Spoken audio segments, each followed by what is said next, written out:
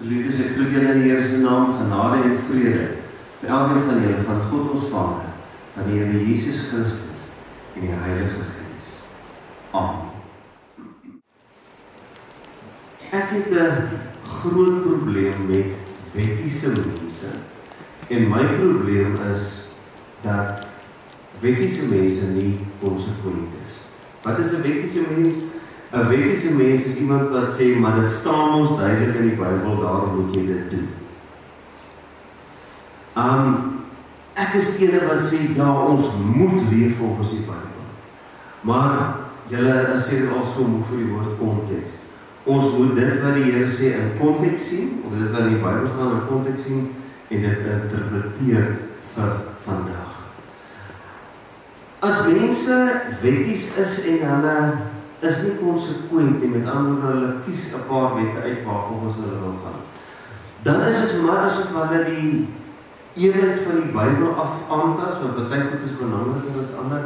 Dis asof mense nie luister na wat Jesus sê nie, want Jesus sê nie uit Jota of 'n titel. Dis so goed soos 'n koning op die eeu gestreep deur die tee van die wet sal verbygaan.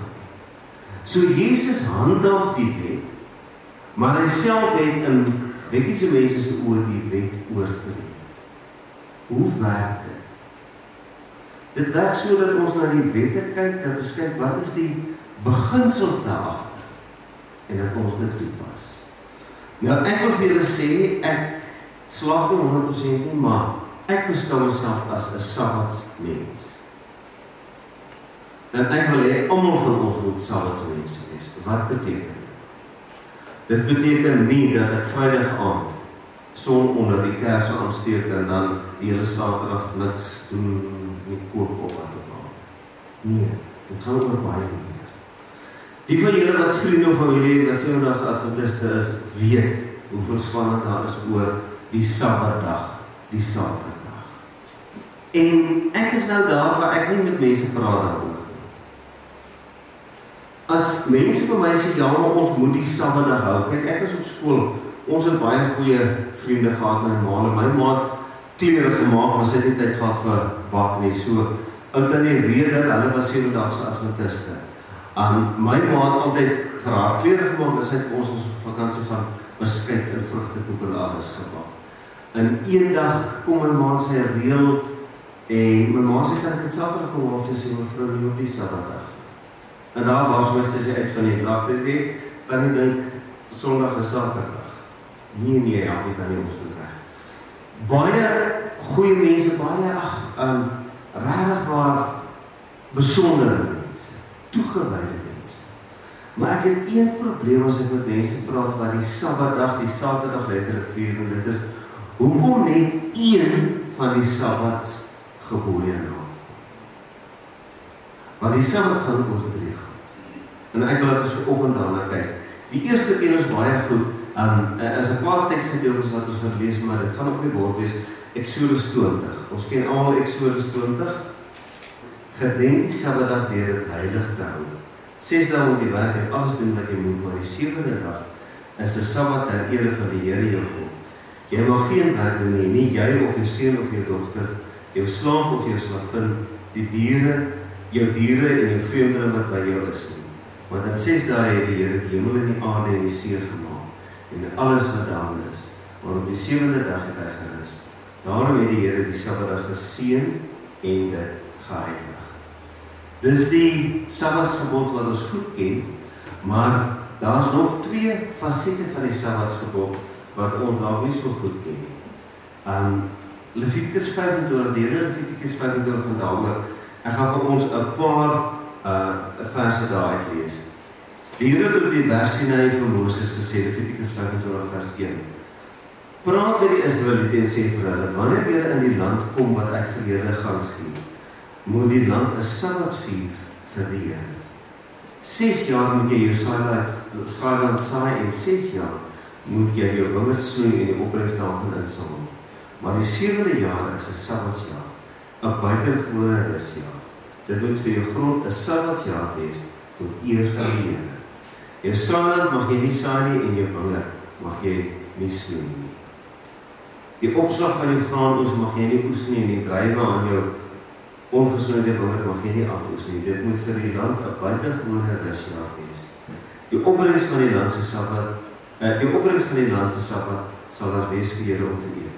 Vir jou, vir jou slawe en slavinne, vir jou dagloners en bywoners, hulle wat by julle verblyf het. Vir jou vee en die wilde diere wat in die land is, sal die volle opbrengs van die land daar wees om te eet. Dan kom ons nou by die volgende deel van die Sabbatsgebod. Tel vir jou 7 Sabbatjare af. 7 maal 7 jaar, sodat 'n tydperk van Sabbatjaar vir jou 49 jaar gee. Laat dan die ramshoring se harde geluid oral weer klink op die 10de dag van die 7de maand. Op die dag van versoening moet die ramshoring weer deur die hele land weer klink. Heilig die 50ste jaar en kondig 'n kwytskelding in die land af vir al die inwoners van die land. 'n Jubeljaar moet dit vir julle wees. Elkeen van julle moet na sy erfgrond terugkeer en elkeen van julle moet na sy familie terugkeer. Die 50ste jaar moet vir julle 'n jubeljaar wees. Julle mag nie saai nie, julle mag nie die opslaan graan van die jaaroes of ongesonde wingerde afloos nie.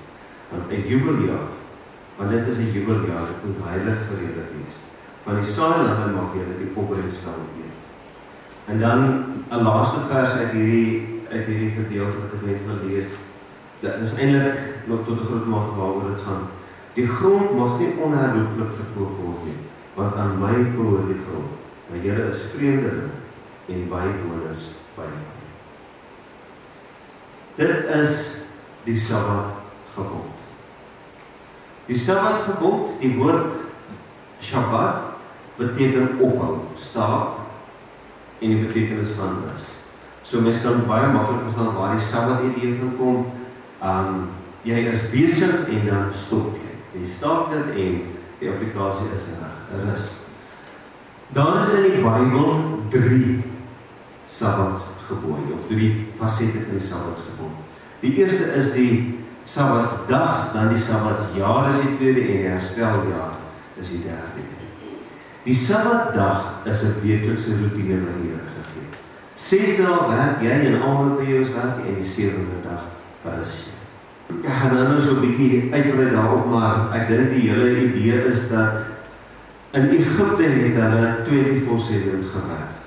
Daai klomp piramides en daai groot is gebou nie deur die Egiptenare nie, maar deur mense soos die Israeliete wat slawe was. Hulle het gewerk en gewerk en gewerk, hulle het nooit gerus. Nou kom die Here en hy sê vir hulle, 6 dae werk julle en 1 dag rus julle en almal by julle. Dan het die Here gekom en gesê, maar die land moet ook 'n 7de, 'n Sabbat vier en dit is 'n 7de jaar. Nou vir my maak dit baie goed sin. Hulle het nie destyds geweet van mis en kunsmis en kompos, ek hoor ek praat van nutriënte, dis die goed wat 'n mens gee om die grond weer te voed nie. Hulle het geplant en geoes en die grond uitgeput. So hierdie maak baie mooi sin, dat die Here vir hulle hierdie reël gee om te sê, elke 7de jaar moet die land rus. Dan snoei jy nie, dan ploeg jy nie, dis letterlik 'n rusjaar vir die land. Dit gebeur elke 7de jaar en dan, hier is nou nogal vir my baie belangrik.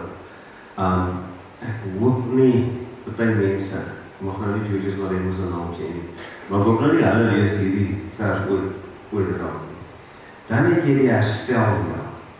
Na 7 Sabbatsjare, dis 49 jaar, die 50ste jaar is die hersteljaar. Dan gaan die grond na die oorspronklike eienaars. Wat het gebeur? Hier is die konteks weer belangrik. Wat het gebeur? Die volk het die land ingetrek en die Here het vir die 12 stamme van Israel elkeen 'n stuk grond gegee. Soos wat die stamme grond gekry het, die families in die land dan ook grond gekry. So die Here het die land vir almal opgedeel. Nou gebeur dit. Dit gebeur dat jy uitboer. Daar's droogtes, daar is een of ander pest. Dit gebeur dat jy dit nie maak nie en jy verkoop jou grond. Ek het familie wat, daar's baie familietwis, want nou sukkel ek om 'n bestand te maak op my plaas, maar my neef koop die plaas by my, maar hy sal vir my sorg dat dan op 'n stadium kom afleiding Julle ken daai tipe van storie, jy maak dit nie, jy vra vir iemand anders vir hulp en wat dan gebeur is die familielid koop die grond. As dit 'n groot krisis kan hulle jou familie, jou kinders, jou vrou koop as slawe. In ergste geval kan jy jouself verkoop as slaaf. Wat gebeur dan? Wat dan gebeur is daai grond is weg. Jou familie se erfgrond is daarmee. My neef het nog het op 'n stadium sy plaas wat vir geslagte en hulle se besit was, het hy verkoop en ons gaan dit nooit weer terugkry. Julle verstaan die sentiment daarvan. Nou het die Here gekom en hy het 'n hersteljaar ingestel. Die 50ste jaar. As julle Levitikus 25 lees, al die details van daar's detail uitgespel. Kyk, as ek op jaar 48 'n plaas koop by my familie wat my neef sê nou maar en oor 2 jaar moet ek teruggegee, gaan ek uit die aand van die saak vir 'n baie klein bedrag gegee, kleiner as wat dit sou gewees het as ek hom op jaar 10 sê nou maar koop. So die hele opset is van so 'n aard dat daar is baie detail uitgespel, maar die punt is elke 50 jaar word alle grond teruggegee na die oorspronklike families. En alle Israeliete wat as slawe verkoop is, word vrygelaat. Dis hoekom dit die jubeljaar genoem word. Dis die jaar dat alles weer regkom. So, ja, hier sit ons. As iemand vir my sê, ja, maar jy vier nie die Sabbatdag nie, dan sê ek, dis reg, ek vier ook nie die Sabbatsjaar nie, en ek doen ook nie die hersteljaar nie. Dan wil hulle argumenteer, dan sê ek, doen jy dit, elke 7de jaar.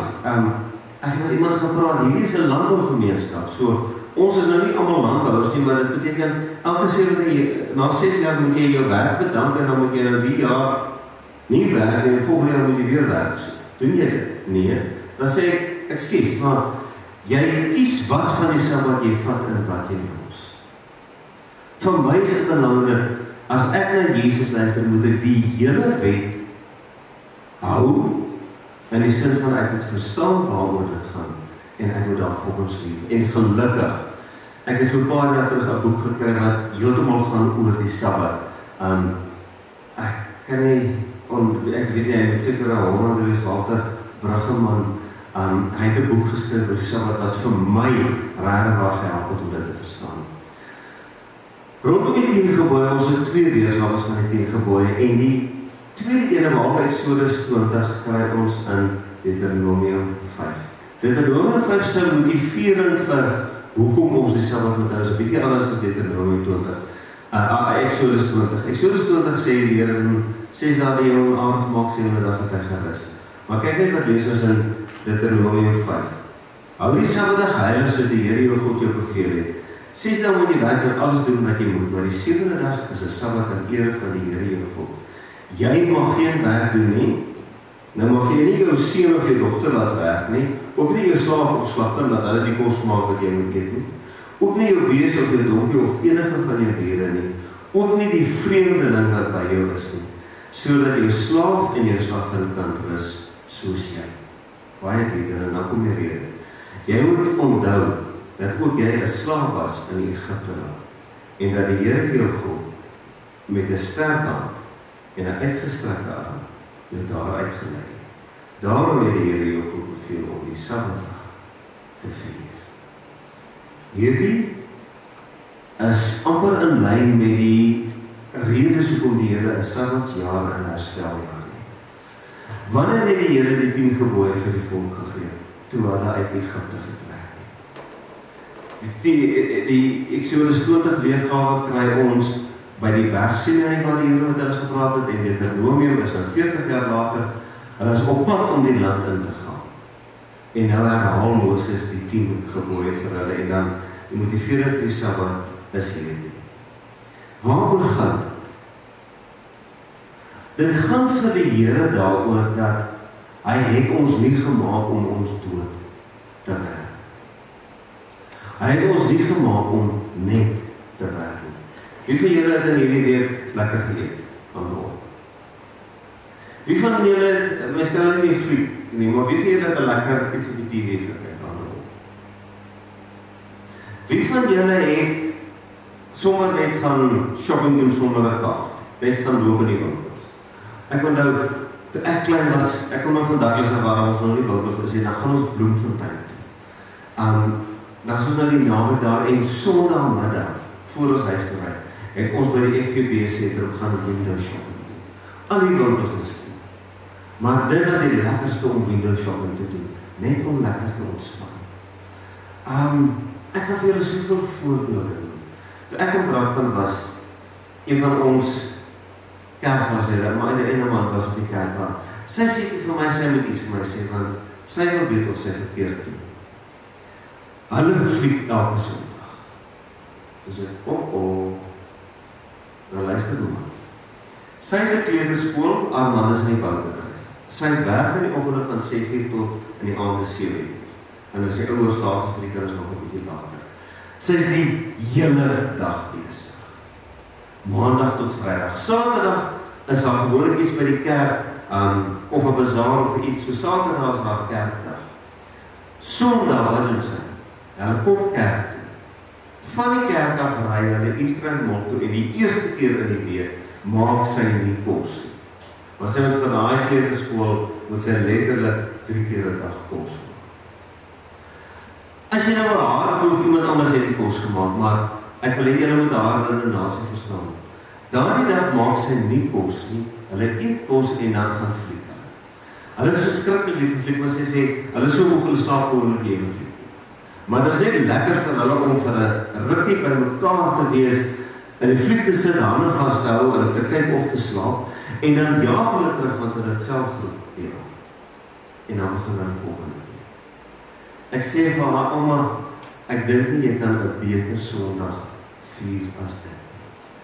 Werk letterlik 6 dae in die week. Sondag kom sy al haar Sondag verpligtinge na, oggenddiens, aandself. Maar in die tussentyd doen sy iets wat hulle altyd van hulle ontspan. En ek het 2 jaar op die universiteit het ons geleer van die mens, ons is homo sapiens, maar ons is ook homo ludens, ons is 'n spelende mens. God het die mens gemaak om te speel. Dis hoekom sport vir ons so lekker is, dis hoekom vermaak goed is. Ons moet iewers kans kry om net laf te wees, ligsinnig te wees, te kuier, te speel. Natuurlik op 'n ordentlike manier, ek hoef nou nie eens te sê. In Egipte het hulle net gewerk, maar die Egiptiese gode het, ek weet nie wat nie, maar die vaders en almal wat soos gode was, het gesê, bou, maak stene, trap klein, bou die piramides, bou die Sphinx, bou al die goedes. Die Egiptiese mense uit die Afrikaanse, die Egiptiese gode was produksie ingestel, so, as jy slaaf vir hulle was, kry jy baie jammer, want jy werk. Nou sê die Here, ek het julle vrygemaak van daardie belaglike ingesteldheid van net produksie. Ek bring julle nou in 'n land waar julle hard kan werk, want werk is ook lekker, maar werk is lekker as jy 'n dag het waar jy kan ontspan. Maar nie net julle, ook julle slawe, ook julle slawe. Al die mense wat vir julle werk, ook die vreemdeling by jou, ook jou diere. Want wat jy vir jouself gaan, moet jy vir almal gaan. So die eerste ding is, die eerste ding van die Sabbat is, God wil hê ons moet 'n bietjie rus. Rus, vir my is rus nie gaan middag slaap nie, vir my is rus lekker ontspan, gaan kuier by mense, lekker vleisbraai te maak. God is nie net op produksie ingestel. Hy het ons gesê, ons moet die aarde onderwerp, ons moet heers oor die aarde, maar dis nie al wat ons moet nie. Ons moet mekaar, ons moet mens wees en ons moet ons verhouding met God geniet. Dis hoekom om so na kerk te kom, lekker saam te sit, saam te luister na die woord van die Here, saam koffie en tee te drink, saam te wees. Dis lekker, dis deel van, ek wil amper sê, ons verhouding met God uitbou. God is nie net op produksie uitgestel nie. Dis hoekom jy dan ook elke 7de jaar rustig moet wees. God is nie net op produksie uitgestel nie. Die ander ding is, God maak mense gelyk. Nou, dis 'n baie belangrik, mense is nie gelyk. Maar in God se oë is ons gelyk in waarde. Party mense is slimmer as ander. Party mense, ek het al baie keer gesê, lyk my as jy 'n geldbrein het, dan is jy ryk. My arme brein, ek kon hier Sondagse kollekte, wat ons kursus kollekte was altyd op die universiteit so tussen 5 en 20 graad. Ek kon dit nie eers stel nie, my kop is glad nie vir syfers ingestel. Jy het mense wat verskillend is, jy het mense wat verskillende vermoëns het. En dis reg en dis goed. Die Here het ons verskillend gemaak, maar in wese het God ons gemaak dat die son oor elkeen van ons kan skyn. En dis waaroor die Sabbat gaan. 6 dae in die week, woeker jy, 6 dae in die week, doen jy alles wat jy kan en jy maak vir jou by mekaar. Natuurlijk, jy trap nie op ander nie, jy is eerlik, maar jy kan vir jou by mekaar maak, maar daar een dag is ons allemaal gelukkig. Vandag soos wat ons hier is, maak dit nie saak of jy goed kan sing, of jy goed kan toneel speel, of jy 'n ingenieur is, of jy vreeslik lekker kan bak. Niks van daai goed maak saak nie, want vandag is ons almal gelyk. Niemand genereer vandag 'n inkomste nie. Eendag in die week waar die Here sê, onthou net, as mens verskil julle maar in God se oë in terme van waarde is mense in hierdie gelyk. Gun die son van die Here vir elke mens. Dis wat die Sabbatdag beteken. Dis wat die hersteljaar beteken. Jy het in een familie 'n klomp boere, almal erfplase en die ene boer uit. Hy boer nie so goed soos die ander nie, wat ook al die rede mag wees. Ek het nog altyd gesê, dit lyk vir 'n boer moet goed wees met die boerdery, maar hy moet ook 'n finansiële kenner wees. Nou die ene boer baie hard, hy boer uit sy plaas uit, sy broer op die plaas, hy werk vir sy broer, almal is gelukkig. Maar elke 50ste jaar, begin ons vroeg. Gee ons vir almal weer 'n kans net om op te staan. Ek wil dan my oom sê, ek is 'n bankbestuurder, hy sê nie, Karoo was dit verskriklik. Ryk boere, 3 jaar van droogte. Bly op die dorp by die kamer. As dit nie reën nie, en jou diere vrek het, jy nie inkomste. Dis nie dat jy iets verkeerd gedoen het, dit is net dinge werk so uit. Nou kom die Here en hy sê, dis reg, koop jy ou se grond, gaan aan. Maar iewers, elke 50 jaar, kom ons daar waar ons net weer voorbegin. En waar ons vir elkeen 'n kans gee. Ons is so bewus van regstellende dinge, regstellende agstie en regstellende genade en alles. En iemand het dit baie mooi gestel. Hy het gesê, baie mense sê regstellend beteken ons moet almal gelyk by die wenstreep aan. Maar as nie manier, julle ek 10 jaar kom ek gaan vir julle wys jy kan weet. Wat dit beteken is almal moet gelyk by die wegspring. En dit het my kop heeltemal verander rondom die goeders.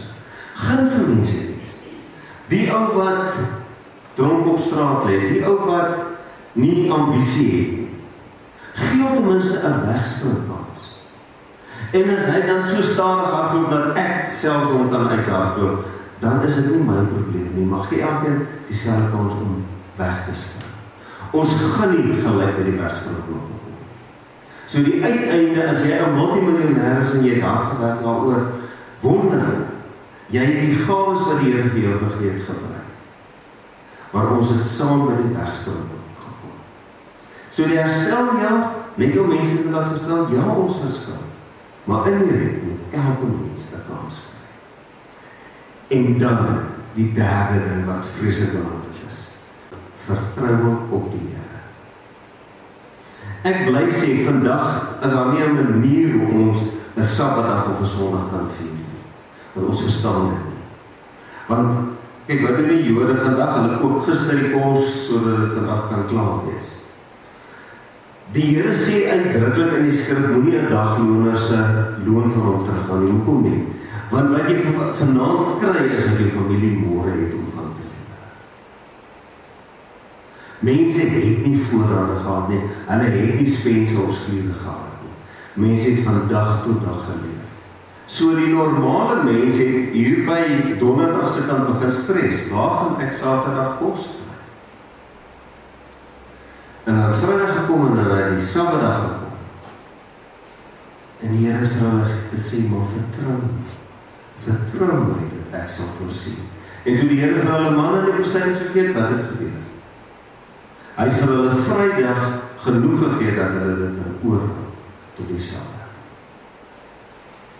Nou hierdie ene is nog vir my aanvaardbaar, maar die Sabbatsjaar. Om 'n jaar lang nie te werk vir jou inkomste nie. 6 jaar werkjaar, die 7de jaar. Lewe jy net van die opbrengs van die jaar. Kyk om het vir een dag te doen, jy kan 'n dag ondergaan. Maar waaroor dit gaan is, vertrou jy die Here dat hy sal voorsien. Die hersteljaar. Ek het 'n empire opgebou, ek is 'n mega-boer, ek het hard gewerk daarvoor. Nou moet ek alles weer teruggee vir die mense wat gesukkel het, die eerste jaar. En ek sê vir jou, met die gawes en die geleenthede wat ek vir jou gee, gaan jy dit weer regkry. Hierdie is in wese die 3 goed wat ek in die boek geleer het waaroor die Sabbat gaan. Dit gaan daaroor dat God wil hê ons moet die lewe geniet, ons moet een dag in die week, 1 jaar in 7 jaar ontspan. Met ander woorde, die woord sabbatical is mos as jy 'n jaar verlof vat of 'n lang tyd van verlof. Die Here wil hê ons moet sulke dinge doen. Die Here wil hê ek moet besef, elke mens het 'n reg op bestaan. En die Here wil hê ek moet hom vertrou. Nou kom ons by die praktyk. Wat doen ek Saterdag? Saterdag is vir my werksdag. Baie mense kuier op Saterdag. Paulus het vir ons hier uitdruklik gesê in Kolossense, moenie dat iemand vir jou sê jy moet die Saterdag hou. As mense die Saterdag wil hou, as niks verkeerd nie. Maar hulle wil nou nie vir my sê ek moet die Saterdag hou nie, want ek is nie 'n Sabbatdag mens nie. Ek is 'n Sabbatsmens wat sê, as ek rus ek, geniet ek dit. Ek probeer vir elke mens 'n kans gee, ek buit nie my werkers uit nie, en mense wat ek weet wat swaar kry, probeer hulle help. En ek sukkel met die laaste een, maar vertrou dat die Here sal voorsien. So baie keer gee ek meer as wat ek behoort te gee, as wat ek kan gee, maar ek doen dit in vertrou dat God sal voorsien. Julle sien, ek is nie iemand wat my gaan steur aan die Sabbatdag nie, want rondom die Sabbatdag het daar al soveel belaglikhede plaasgevind. Soveel goed waar die mense sê, maar ons moet God uitoorleef. Voorbeeld wat ek al baie genoem het, die 6-daagse oorlog. Die Arabiere het so gemaak dat hulle Israel aangeval het, dat hulle op die Sabbat moes oorlog maak. En wat sê die reëls? Dis nie die Bybel nie, maar hulle interpretasie van die reëls. Daar was baie van die reëls in Jesus se tyd al. Op die Sabbatdag mag jy net 'n Sabbatsreis ver gaan, behalwe as jy oor water ry. Ons nou nie skipstoel. So wat het die soldaat gedoen? Het hy water onder die jeep vasgebind, gery en die Arabiere het mekaar geskiet. Daar het jy tegnies dan nou nie die Sabbat moes tree nie, maar oor die wese waaroor dit gaan. Produksie, elke mens se kans, vertrou op die Here, daarvan het dan niks gekom.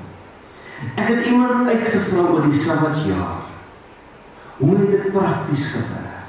Iemand wat nou 'n kenner is van die Ou Testament, toe sê hy, as jy kyk hoeveel klem daar gelê word op die Sabbatsjaar, dan dink jy, hulle het dit nooit gedoen. Ons het nie bewys dat hulle dit nie gedoen het nie, maar die Here lê so klem daarop dat as hulle dit gedoen het, dan sou die Bybel ons nie so baie klem daarop gelê. Wat doen hulle vandag? Kyk, ek dit hoor toe ek regtig nogal, ek wil nie sê kwaad geraak, maar verontwaardig geraak. As dit nou die Sabbatsjaar is, dan die Jode wat grond het, verhuur dit aan die Arabiere. So hulle kry beter inkomste op die Sabbatsjaar as by ander jare, want hulle gaan op vakansie en die ander mense werk vir hulle. Tegniese goed waar jy die wette rondom hierdie goed oortree. Nee. Dan hou ek niks van hierdie goed nie, maar die beginsel van die wet, sodat ek vir Jesus maar geleer het, daarna lewe ek. Met ander woorde, as ek myself kry dat ek, kom ons sê, te veel werk, ek is tyd vir 'n vakansie, dan vat ek die vakansie en dan weet, God wil hê, ek het geniet. As ek dan nou 'n anime of 'n ander serie kyk, as ek hard gewerk het die dag, dan geniet ek dit. Jy hoef nie skuldig te voel as jy ontspan. Sou moet jou tye beraad. Ek is iemand wat sê, as jy die Sabbatsmens is, moet jy onthou, elke mens het 'n reg op lewe. Selfs die wat die minste van ons, selfs die wat nie irriteer, het 'n reg op lewe. En dan daai absolute vertroue God sal voorsien. As jy hierdie dinge glo en daarvolgens leef, dan sê ek, dan is jy, soos die Bybel dit wil nie, 'n Sabbatsmens. Ongelooflike gebod in. Ek het op die universiteit as het my filosofieprofessors voorgestel dat hulle in die vir die synode gesê, hulle moet die Sabbatsgebod nie lees in die kerk nie, omdat ons dit nie so toepas nie. Die synode is eintlik ons lees dit in die kerk. Ons moet net vir mense verduidelik waaroor dit gaan. As jy weet waaroor dit gaan, is dit wonderlik. Dan kan jy regtig waar jou lewe geniet. So die Sabbatsgebod is my een van die wonderlikste gebode wat die Here gegee het. Dankie dat Jesus Christus die een is wat hierdie goed vir my maak. Kom ons lewe as Sabbatsmens.